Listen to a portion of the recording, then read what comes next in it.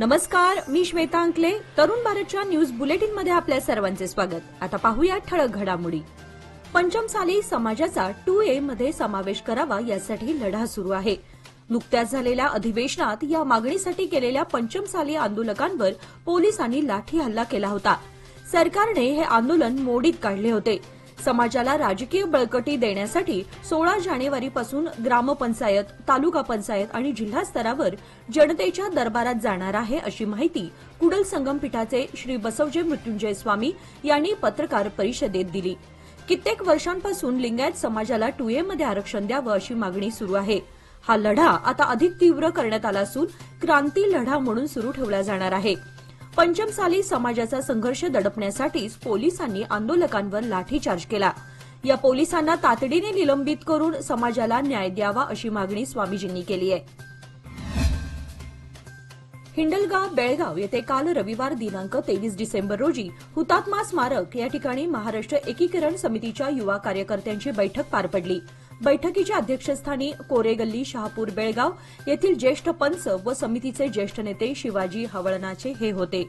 याप्रसंगी सुरुवातीला हुतात्म्यांना अभिवादन करून खानापूर युवा समितीचे अध्यक्ष धनंजय पाटील यांनी उपस्थितांचे स्वागत केले आणि सीमा लढ्याला बळकटी देण्यासाठी आणि मध्यवर्ती महाराष्ट्र एकीकरण समितीच्या नेतृत्वाखाली सीमा प्रश्न पुन्हा जोमाने लढवून येत्या काळात तो तातडीने सोडवण्यासाठी युवकांची विस्तृत संघटना व कार्यकारिणी असावी यासाठी बैठक बोलावण्यात आल्याचे सांगण्यात आले. संघटनेच्या अध्यक्षपदी युवा नेते शुभम शेळके, कार्याध्यक्षपदी खानापूर युवा समितीचे अध्यक्ष धनंजय पाटील तर उपाध्यक्षपदी निपाणी युवा समितीचे अध्यक्ष लक्ष्मीकांत पाटील यांची सर्वानुमते निवड करण्यात आली. या दरम्यान अध्यक्ष राजू किणेकर, नगरसेवक शिवाजी मंडोळकर, बसवंत घाटेगस्ती, रामचंद्र कुद्रेमणीकर, संदीप मोरे, मयूर बसरीकट्टी यांच्यासह अनेक युवा कार्यकर्ते, निपाणी युवा समिती कार्यकर्ते आदी उपस्थित होते. केंद्रीय गृहमंत्री अमित शहा यांच्या डॉक्टर बाबासाहेब आंबेडकरांविरोधातील वक्तव्याचा आंबेडकर पॅन्थर संघाने निषेध नोंदवला. जिल्हाधिकाऱ्यांच्या कार्यालयासमोर जोरदार आंदोलन करत माफी मागण्याची मागणी केली. यावेळी जिल्हाधिकाऱ्यांच्या माध्यमातून पंतप्रधान नरेंद्र मोदी यांना निवेदन देण्यात आले. या निवेदनाद्वारे अमित शहा यांनी डॉक्टर बाबासाहेब आंबेडकरांची जाहीर माफी मागावी अशी मागणी करण्यात आली. केंद्रीय गृहमंत्री पदावर असताना संविधानाचे पालन करण्याची जबाबदारी शहा यांची आहे. मात्र डॉक्टर बाबासाहेब आंबेडकरांनी देशाला दिलेले संविधान आणि त्याद्वारे केलेले समता संविधानाचे कार्य विसरलात काय, असा प्रश्न यावेळी विचारण्यात आला. खानापूर तालुक्यात काल सोमवारी माणिकवाडीकडे गेलेल्या हत्तींच्या कळपाने पुन्हा काल रात्री सावरगाळीच्या शिवारात हैदोस घालून शेकडो टन ऊसाचा फडशा पाडला. तालुक्यातील सावरगाळी येथील ज्ञानेश्वर जायप्पा पाटील यांना लाखोंचा फटका बसलाय. रविवारी त्यांच्या शेतातील पाण्याचा पंप, जलकुंभ आणि पिकांचं नुकसान हत्तींच्या कळपानं केलं होतं. रात्री पुन्हा या कळपाने त्यांच्या शेतातील ऊसाचा अक्षरशः फडशा पाडल्यामुळे वर्षभराचे कष्ट मातीमोल झालेत. त्याशिवाय त्यांची वर्षभराची कमाई देखील पाण्यात गेलीय. वन अधिकारी केवळ पंचनामा करून शेतकऱ्यांना दिलासा देण्याचे नाटक करत आहेत. हत्तींना हुसकावून लावण्यासाठी खात्याकडून काहीच केलं जात नाही. परिणामी शेतकऱ्यांचा जीव धोक्यात आलाय. हत्तींच्या कळपाला जंगलात हुसकावून लावण्याची मागणी शेतकऱ्यातून होत असली तरी वन खात्याकडून अजिबात लक्ष दिलं जात नसल्याने संताप व्यक्त केला जातोय. हत्तींचा बंदोबस्त करण्याच्या मागणीसाठी आंदोलन छेडण्याचा निर्धार शेतकऱ्यांनी केलाय. शहापूर आचार्य गल्ली येथे विहिरीत पडलेल्या कुत्र्याला अग्निशामक दलाच्या जवानांनी बाहेर काढून जीवदान दिले. आचार्य गल्ली येथील कुलकर्णी यांच्या घरातील विहिरीत 5च्या सुमारास कुत्रा पडला. एका बाजूने विहीर उघडी असल्याने कुत्रा विहिरीत पडला. अमोह कुलकर्णी यांनी त्वरित अग्निशामक दलाशी संपर्क साधून कुत्रा विहिरीत पडल्याचं कळवलं. अग्निशामक दलाचे अधिकारी, कोरवी आणि कर्मचारी त्वरित आचार्य गल्लीत दाखल झाले. कर्मचाऱ्यांनी दोरी बांधून स्टीलचे मोठे ट्रे विहिरीत सोडले. विहिरीत पडलेला कुत्रा स्टील ट्रेमध्ये बसत होता, पण ट्रे वर ओढण्यास सुरुवात केल्यानंतर पुन्हा घाबरून विहिरीमध्ये उडी मारत होता. जीवाच्या आकांताने कुत्रा ओरडत होता. अखेर दोरी त्याच्या मागील पायात घालून घट्ट गाठ मारून त्याला विहिरीतून बाहेर काढण्यात आलं. कुत्र्याला सुखरूप बाहेर काढल्यावर जमलेल्या लोकांनी सुटकेचा निश्वास सोडला.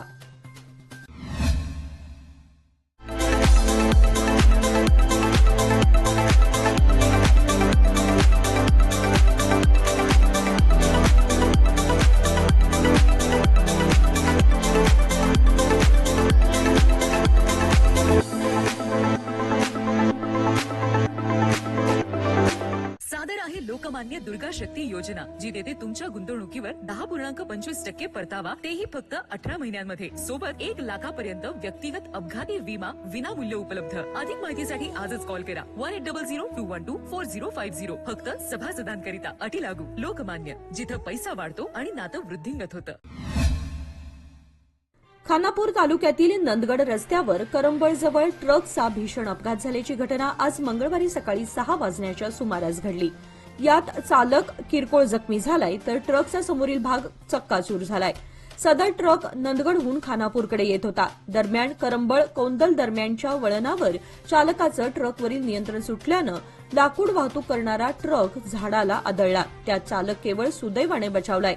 घटनेची नोंद खानापूर पोलिसात झाली आहे.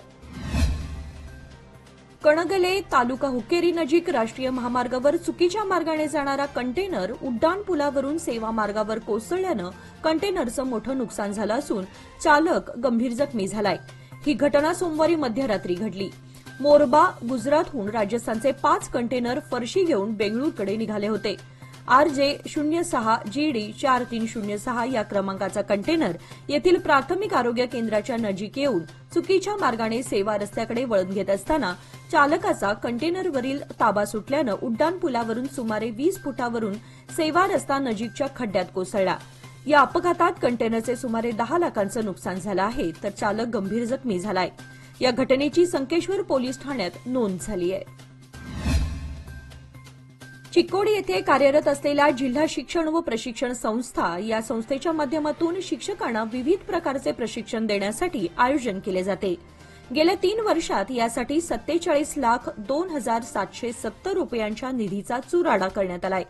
सन 2024 सालामध्ये 981 जणांच्या नवीन नियुक्त शिक्षकांच्या प्रशिक्षणावर तब्बल 12,63,293 रुपयांचा निधी खर्च घातल्याचं दाखवण्यात आलंय. विशेष म्हणजे दर दिवशी 38 जणांच्या 6 दिवसांसाठी 50,000 रुपये, 36 जणांच्या 6 दिवसांसाठी 48,000 रुपये, 47 जणांसाठी 59,000 रुपये असा अवैज्ञानिक खर्च घालण्यात आलाय. कर्नाटक व महाराष्ट्र या 2 राज्यात ऊसाचं उत्पादन सर्वाधिक घेतलं जातं. या दोन्ही राज्यातील बहुतांशी शेतकऱ्यांची आर्थिक उलाढाल ही ऊस उत्पादनावर अवलंबून आहे. कोल्हापूर व बेळगाव जिल्ह्यात तर उत्पादित केला जाणारा ऊस हा उच्च दर्जाचा मानला जातो. साखर कारखान्यांच्या निर्मितीमुळे या दोन्ही जिल्ह्यात सहकाराला बळकटी प्राप्त झाली आहे.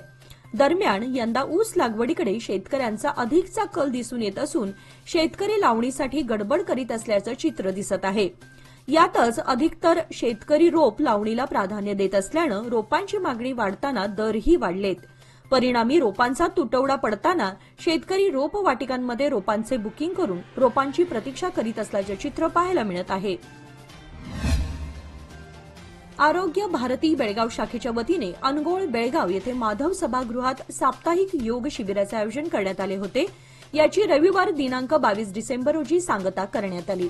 आठवडाभर चाललेल्या योग सत्रांमध्ये सुप्रसिद्ध योगगुरू मुत्तन्ना मडिवाल, प्रभाकर लाटूकर, निमाई पाटील, मुरलीधर प्रभू तसेच प्रख्यात योगगुरू केशव कुलकर्णी व रमेश गौडा यांनी योगाचे वर्ग घेतले. या दरम्यान विविध योग केंद्राच्या सर्व प्रमुखांना सन्मानित करण्यात आले.